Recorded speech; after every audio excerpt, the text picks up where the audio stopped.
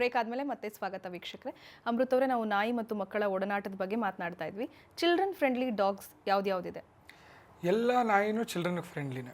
ನಾವು ಸಾಕೋದ್ರ ಮೇಲೆ ಹೋಗುತ್ತೆ. ನೋಡಿ, ನಾಯಿ ನಮ್ಮ ಮನೆಗೆ ಬಂದಾಗ ಅದು ಒಂದು ಒದ್ದೆ ಮಣ್ಣಿದ್ದಂಗೆ, ಅದನ್ನು ನಾವು ರೂಪಿಸ್ಕೋಬೋದು.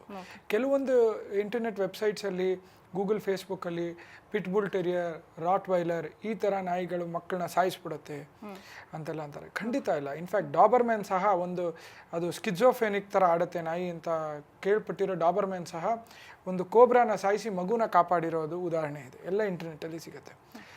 ನಾವೇನು ಪ್ರಿಫರ್ ಮಾಡ್ತೀವಿ ಅಂದರೆ, ಹೆಣ್ಣು ನಾಯಿಗಳಿಗೆ ಮಕ್ಕಳ ಮೇಲೆ ಜಾಸ್ತಿ ಅಟ್ಯಾಚ್ಮೆಂಟ್ ಇರುತ್ತೆ. ಅದರಲ್ಲೂ ಒಂದು ವೇಳೆ ಆ ನಾಯಿ ಒಂದು ಸತಿ ಮರಿ ಆಗಿದ್ದಲ್ಲಿ, ನರ್ಸಿಂಗ್ ಮಾಡಿ ತನ್ನ ಮರಿಗಳನ್ನ ಸಾಕಿದ್ದಲ್ಲಿ ತುಂಬ ಆಪ್ತವಾಗಿ ಮಕ್ಕಳನ್ನ ನೋಡ್ಕೊಳತ್ವೆ. ಎಷ್ಟೋ ಸತಿ ನಮಗೆ ಫೋನ್ ಮಾಡ್ತಾರೆ, ಮಗುನ ಒಂದು ಚೂರು ಹೊಡಿಯೋಕ್ಕೆ ಹೋದರೆ ನಾಯಿ ಬಂದು ತಡೆದಿದೆ, ಬೊಗಳಿದೆ, ಮಗುನ ತಂದೆ ತಾಯಿಗಳ ಶಿಕ್ಷಿಸ್ದಂಗೆ ನೋಡ್ಕೊಳುತ್ತೆ ನಾಯಿ. ಅಷ್ಟು ಪ್ರೀತಿಯಿಂದ ನೋಡ್ಕೊಳ್ಳುತ್ತೆ. ಪ್ರಿಫರಬಲಿ ಲ್ಯಾಬ್ರಡಾರು, ನಮ್ಮ ಜರ್ಮನ್ ಶೆಪರ್ಡ್. ಲ್ಯಾಬ್ರಡಾರ್ಗಿಂತ ಗೋಲ್ಡನ್ ರಿಟ್ರೀವರ್ ಫ್ರೆಂಡ್ಲಿ ಡಾಗ್ಸ್ ಆದರೂ ನಾವು ಜರ್ಮನ್ ಶೆಪರ್ಡ್ನ ಯಾಕೆ ಪ್ರಿಫರ್ ಮಾಡ್ತೀವಿ ಆಸ್ ಅ ಸೈಕಾಲಜಿಸ್ಟ್ ಅಂದರೆ, ಜರ್ಮನ್ ಶೆಪರ್ಡ್ಗೆ ಮಗುನ ಪ್ರೀತಿಯಿಂದ ನೋಡ್ಕೊಳ್ಳೋದು ಒಂದು ಗೊತ್ತಿದ್ದಲ್ಲಿ ಮಗುನ ಕಾಪಾಡಬೇಕು ಅನ್ನೋದು ಗೊತ್ತಿದೆ. ಅದೇ ಎಷ್ಟೋ ನಮ್ಮ ಮನೆಗಳಲ್ಲಿ ಲ್ಯಾಬ್ರಡಾರ್ ಕಳ್ತನವೇ ಆಗೋಗುತ್ತೆ.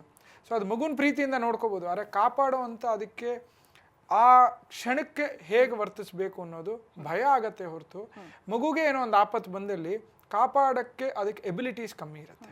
ಇಟ್ ಇಸ್ ನಾಟ್ ದಟ್ ಪಾಪ ನಾಯಿದು ತಪ್ಪು ಅಂತಲ್ಲ, ಅದು breed, they more friendly dogs. ಅದರಲ್ಲೂ ಕೆಲವು ಲ್ಯಾಬ್ರಡಾರ್ಸ್ ಅಗ್ರೆಸಿವ್ ಇರುತ್ತೆ. ಬಟ್ ಮಕ್ಕಳಿರೋ ಮನೆಯಲ್ಲಿ female dogs is always better. ತುಂಬ ಜನ ಅನ್ಕೋತಾರೆ ಫೀಮೇಲ್ ಡಾಗ್ಸ್ ಅಂದರೆ ಹೀಟಿಗೆ ಬಂದ್ಬಿಡುತ್ತೆ ಸರ್, ಕ್ರಾಸ್ ಮಾಡಿಸ್ಬೇಕು. ಅದು ವರ್ಷಕ್ಕೆ ಒಂದ್ಸತಿ. ಗಂಡು ನಾಯಿ ವರ್ಷ ಎಲ್ಲ ಹೀಟಲ್ಲಿರುತ್ತೆ, ಕಾಂಪಿಟೇಟಿವ್ ಆಗಿ ತೊಗೊಳತ್ತೆ ಮಕ್ಕಳನ್ನ. ಹೆಣ್ಣು ನಾಯಿ ತಾಯಿತನದಿಂದ ನೋಡ್ಕೊಳ್ಳುತ್ತೆ ಮಕ್ಕಳನ್ನ.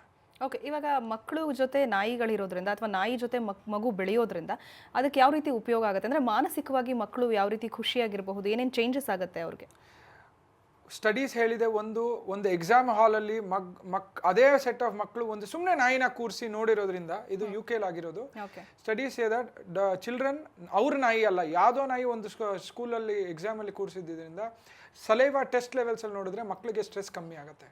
ಮಕ್ಕಳ ಜೊತೆ ನಾಯಿ ಮನೆಯಲ್ಲಿ ಬೆಳೆಯೋದು, ನಾಯಿ ಜೊತೆ ಮಕ್ಕಳು ಮನೆಯಲ್ಲಿ ಬೆಳೆಯೋದ್ರಿಂದ ಮಕ್ಕಳು ತುಂಬ ಕಾನ್ಫಿಡೆಂಟ್ ಆಗ್ತಾರೆ, ಬೋಲ್ಡ್ ಆಗಿರ್ತಾರೆ, ರೆಸ್ಪಾನ್ಸಿಬಲ್ ಆಗಿ ಬೆಳೀತಾರೆ. ನಾವೇ ಕರಿಬೇಕು ಅಂತಿಲ್ಲ ಮಳೇಲಿ ನೆನಿಬೇಡ ಅಂತ. ನನ್ನ ನಾಯಿ ಮಳೇಲಿ ನೆಂದಿದ್ರಿಂದ ಹುಷಾರು ತಪ್ಪಿತು, ಸೊ ನಾನು ಮಳೇಲಿ ನೆನಿಬಾರ್ದು ಅನ್ನೋದು ತಾನಾಗಿ ತಾನೇ ಮಕ್ಕಳಲ್ಲಿ ಬೆಳೆಯುತ್ತೆ. ಈ ರೀತಿ ನಾಯಿಗಳ ಜೊತೆ ಮಕ್ಕಳು ಬೆಳೆಯೋದ್ರಿಂದ ತುಂಬಾ ಚೆನ್ನಾಗಿ ಬೆಳೀತಾರೆ, ತುಂಬ ರೆಸ್ಪಾನ್ಸಿಬಲ್ ಆಗಿ ಬೆಳೀತಾರೆ, ತುಂಬ ಕಾನ್ಫಿಡೆಂಟ್ ಆಗಿರ್ತಾರೆ ಮಕ್ಕಳು. ಓಕೆ, ಆಮೇಲೆ ಬೇರೆ ರೀತಿಯಾದಂಥ ಒಂದು ಪಾಸಿಟಿವ್ ಇದೇನಿದೆ ಮಕ್ಕಳಿಗೆ? ಪ್ರತಿಯೊಂದರಲ್ಲೂ ತಮಗೆ ನೋಡಿ, ಅದರಲ್ಲಿ ನಾಯಿಗಳು ಮಕ್ಕಳಲ್ಲಿ ಆ ರೆಸ್ಪಾನ್ಸಿಬಿಲಿಟಿ ಬಿಲ್ಡ್ ಮಾಡಿದಾಗ ಬೇರೆ ಸ್ನೇಹಿತರಿಂದ ಕಲಿಯುವಂಥ ಒಂದು ಜಿದ್ದಿರ್ಬೋದು, ಒಂದು ಕೋಪ ಇರಬಹುದು, ಒಂದು ಫರ್ಗಿವಿಂಗ್ ನೇಚರ್ ನಾಯಿಲಿ. ನೀವು ಹೊಡೆದ್ರೂ ಬಾಲ ಅಲ್ಲಾಡ್ಸುತ್ತೆ, ಪ್ರೀತಿ ಮಾಡಿದ್ರು ಬಾಲ ಅಲ್ಲಾಡ್ಸುತ್ತೆ. ಮಕ್ಕಳು ಅದನ್ನು ಕಲಿತಾರೆ, ಹಠ ಮಾಡಬಾರ್ದು. ನನ್ನ ನಾಯಿ ನಮ್ಗೆ ಹೇಗೆ ವಾಪಸ್ ಪ್ರೀತಿ, ಸ್ನೇಹಿತನಾಗಿ ಹೇಗೆ ವರ್ತಿಸುತ್ತೆ. ಅದೇ ಸ್ನೇಹಿತರಲ್ಲಿ ನಿನ್ನ ಹತ್ರ ಬಾಲಿದೆ, ನನ್ನ ಹತ್ರ ಇಲ್ಲ, ನಾಯಿ ಬಾಲ್ ಕೊಟ್ಬಿಟ್ಬಿಡುತ್ತೆ, ಪರವಾಗಿಲ್ಲ ಅಂತ.